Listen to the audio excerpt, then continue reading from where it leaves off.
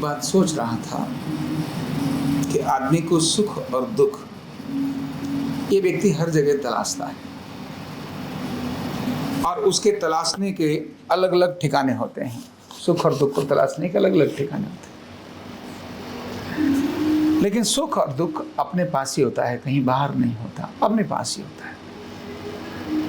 और कैसे क्रिएट होता है, मैं ये देखते समय मेरे मन ये विचार कर रहा था। विचार करते करते अचानक दिमाग में एक अलग तरह का आया। मैंने अरे, तो मुझे शहरी, ग्रामीण और वनवासी और गांववासी ये लोग अलग अलग प्रकार की चीज़ें मेरे सामने पिक्चर के रूप में आ गई। और एक कैसी पिक्चर आ गई, सैनिकों की भी पिक्चर आ गई कि सैनिक जहाँ भी जाते हैं वहाँ अपना डेरा लगाते हैं। डेरा लगाने के बाद जहाँ होते हैं वो अपने आसपास ठिकाना बनाते हैं। चलो ये उनका पार्ट ऑफ ट्रेनिंग होगा, इसीलिए वो बाहर दीवारें लगाएंगे, छोटी छोटी ईंटों से रास्ता बनाएंगे, झाड़ियाँ व्यवस्थित करेंगे। खाली रहते दिन में ट्रेनिंग के बाद बाकी सारी पूरी बटालियन इसीलिए कुछ काम करने के लिए लगा दिया होगा, हो सकता है इसीलिए हो। फिर मुझे ध्यान आया कि ऐसे बहुत लोग हैं जो घुमंतु हैं, जो एक जगह से दूसरी जगह जाते हैं। अभी 4 दिन वो यहाँ अपनी झोंपड़ी डालेंगे, यहाँ के लोगों के लिए वो लोहार होते हैं ना, वो लोहे का कुछ बनाएंगे, धौंकनी लगाएंगे, एक अपनी झोपड़ी लगा देंगे, उसके साथ उनका बैल होगा या जो भी उनका साथ होगा, उसके नीचे ही उन्होंने अपने लेटने की जगह बना ली होती है। अब वो बरसात भी आती है, सर्दी भी आती है, लेकिन जो 4 दिन के लिए उन्होंने 6 दिन के लिए जहाँ झोंपड़ी बनाई है, गाँव में बनाते हैं, घूमते बार बार जगह जगह घूमते रहते तो वो बनाते हैं। बनाने के बाद में वो आसपास उसको साफ करेंगे, जो उनके पास छोटी छोटी हथियार हैं उन्हीं से वहाँ के आसपास की डायरेक्शंस ठीक कर लेंगे, बहुत सुंदर बढ़िया बना लेंगे। जहाँ उन्होंने खाना बनाना है उसके आसपास साफ करेंगे, कुछ नहीं है तो मिट्टी और पानी से उसको लीपेंगे जहाँ वो भोजन बना रहे हैं, और जो चूल्हा सा बनाए उस चूल्हे को ही वो लीप करके और बढ़िया सा भोजन बनाएंगे। और वहाँ जाते ही एकदम बहुत मज़ा आता है। और मेरे मन में आए तो 4 दिन के बाद फिर डर जाएंगे, तो इन्होंने यहाँ करना क्यों? इनके अलावा और दूसरी जातियाँ होती भी होती हैं, जैसे गाय और जो भेड़ और बकरी और ऊंट पालने वाले राजस्थान से बहुत लोग हैं जो पूरी गर्मी के लिए एक जगह से दूसरी जगह ट्रांसफ़र करते रहते हैं। वो आज सुबह यहाँ हैं।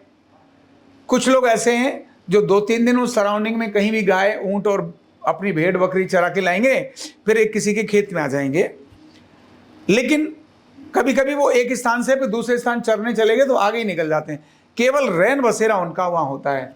और जहाँ वो रैन बसेरा करते हैं, जहाँ वो रहते हैं, जहाँ उनकी भेड़ बकरी ऊंट वगैरह ये रहते हैं, पूरा रेले का रेला, वहाँ सैकड़ों हजारों भेड़ बकरियाँ और ऊंट उनके साथ होते हैं। वो पूरा रेले का रेला, जहाँ रात को वो रुकते हैं और जहाँ उन्होंने रात को दूध निकालना होता है। और वो जब जगह भी मैंने देखी, क्योंकि हमारे खेतों में आते हैं, वो खेत में तो उनकी जो गाय और बकरी और ऊंट है ना, उनको किसान रोकता ही इसीलिए है कि जैसे वो रात को गोबर करके जाएं और खाद बन जाए। गाय भी बहुत होती हैं, गाय तो टोले के टोले होते हैं गाय के, मतलब हजारों गाय एक टोले में होती हैं और वो 5-10 लोग लेके जा रहे होते हैं। लेकिन जहां वो उनका ग्वाल जो बाला है, जो रहता है ना, जो उसका इंचार्ज है, वो रहता है और उसके सराउंडिंग में उनकी चारपाइयाँ वगैरह सब घोड़ों पर उन पर लदी होती हैं। वो उतारते हैं, उतारने के बाद जहां वो रहते हैं उस पूरी जगह को बहुत व्यवस्थित करते हैं।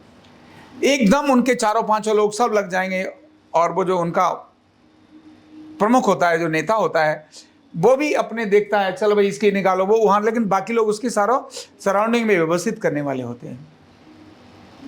ये तो मैंने इंसानों को देखा, जानवरों को भी ऐसा ही है। मधुमक्खी, एक रानी मक्खी जहाँ होती है उसके आसपास सारे बाकी मक्खियाँ आकर उस जगह बहुत व्यवस्थित एक चीज़ें बनाती हैं, डेवलप करती हैं। ये पता है उन्हें कि थोड़े समय के बाद यहाँ से हम उड़ जाएंगे, लेकिन जहाँ होगी उसके बाद वो शहद बनाएगी और उसमें बड़ा आनंद ले रही होती है, बहुत आनंद ले रही होती है।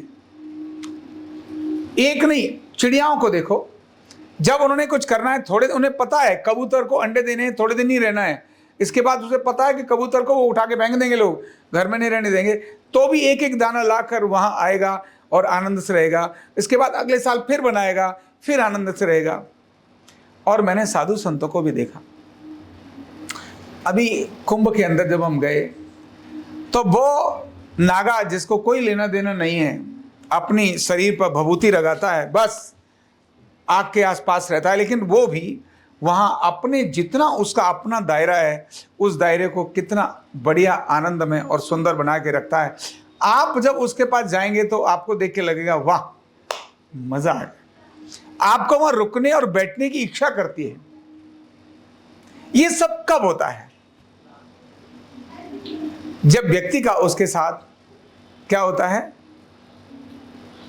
अपनत्व तो होता है। जब और ये अपनत्व तो क्या है? ये व्यक्ति के स्वभाव की बात है। उसको उसमें शांति मिल रही है, आनंद मिल रहा है। वो ये नहीं देख रहा मुझे काम करना पड़ रहा है, आनंद मिल रहा है, शांति मिल रही है, मजा आ रहा है। उसके बाद बेशक शिफ्ट कर जाएगा, लेकिन जब तक वहां है तब तक वो बहुत आनंद से, बहुत सुखपूर्वक, बहुत मस्ती में रहता है।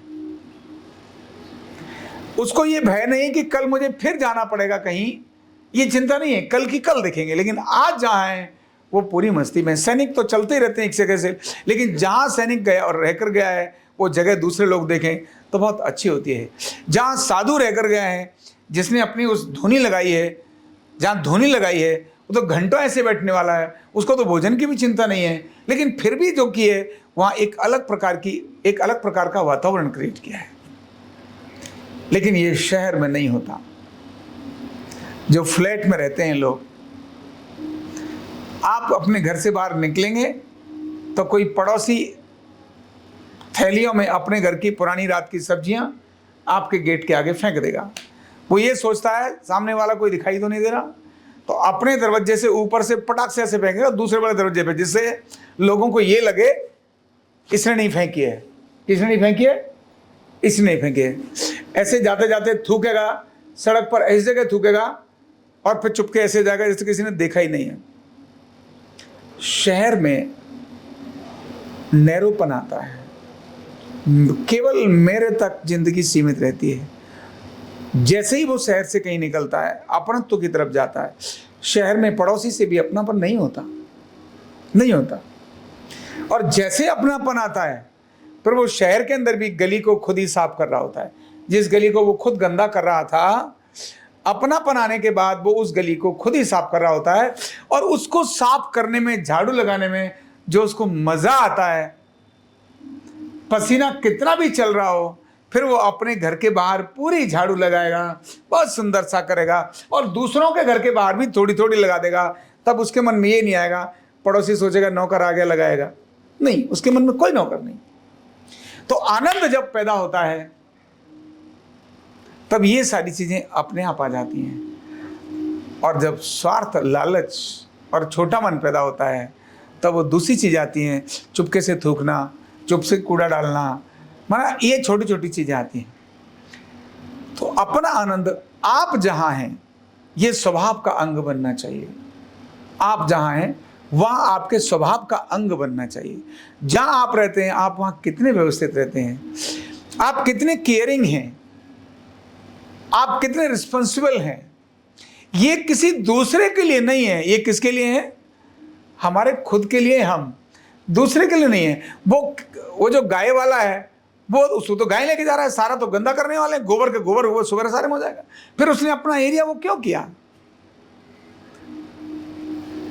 एक वो जो साधु है या कोई भी जो लोहार हैं या जो घुमंतु जातियां हैं, ये एक जगह से दूसरी जगह जब जाते हैं वहां ऐसा क्यों अपने आप कर लेते हैं? जब वो वहां से उखाड़ते हैं ना टेंट, तब लोगों को वहां रुकने में मजा आता है।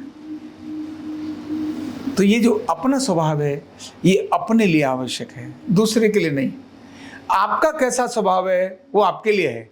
आपके स्वभाव में अगर वो फेंकने वाला है, दूसरों को गंद करने वाला है, ये शब्दों से भी हो सकता है और ये व्यवस्था से भी हो सकता है। गंद फेंक कर दूसरे को भी खराब किया जा सकता है और अच्छी बातें डाल करके दूसरों को खुश भी किया जा सकता है, दूसरे को मोटिवेट भी किया जा सकता है, दूसरे को आनंदित भी किया जा सकता है और शब्द फेंक कर। लेकिन ये आनंद जब अपने पास होता है तो उसकी सकारात्मक ऊर्जा, सकारात्मक चीज़ें हमें हमेशा मिलती हैं। और अगर हमारे पास वो दूसरी चीज़ होती है तो उसके नेगेटिव इफेक्ट, तनाव, चिंता, भय, ईर्ष्या, ये सब आपको अपने आप मिलते हैं। फिर डर आपके पास आता है, आपको लगता है किसी ने सुन तो नहीं लिया, कोई बता तो नहीं देगा, आपके पास भय आता है। आप अच्छी बात बोलो तो मन में कभी नहीं आएगा मैंने अच्छी बात बोली है कहीं किसी को बताना दे, नहीं। पर आपने गलत बात बोली है तब आपके मन में जरूर आएगा कहीं बताना दे। आप छुप के कुछ कर रहे हैं और दूसरे को बताना चल जाए, मोबाइल देख रहे हैं या कुछ काम चल रहा है दूसरा व्हाट्सएप पर, लेकिन कर कुछ और रहे हैं, तो डर लगा रहेगा, भय लगा रहेगा।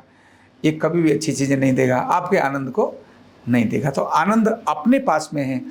जैसे ये सब लोग कम समय क्यों न सही, लेकिन व्यवस्थित रहने का स्वभाव इनका है, आनंद फैलाने का स्वभाव इनका है, ऐसे ही हम भी अपने आनंद को फैलाने वाले, अपने काम को करने वाले ऐसे बने। बहुत बहुत धन्यवाद। न्यूरोथेरेपी का कंप्लीट कोर्स सीखने के लिए जुड़िए हमारे ऑनलाइन ट्रेनिंग प्रोग्राम से और जानिए करीब 100 बीमारियों का इलाज बिना दवा और बिना मशीन के। इस न्यूरोथेरेपी ऑनलाइन ट्रेनिंग प्रोग्राम से आप घर बैठे बन सकते हैं गवर्नमेंट सर्टिफाइड न्यूरोथेरेपिस्ट। रजिस्ट्रेशन के लिए नीचे दिए गए नंबर पर अभी कॉल करें और हाँ, हमारे वीडियो को लाइक करना, शेयर करना और चैनल को सब्सक्राइब करना बिल्कुल भी ना भूलें। धन्यवाद।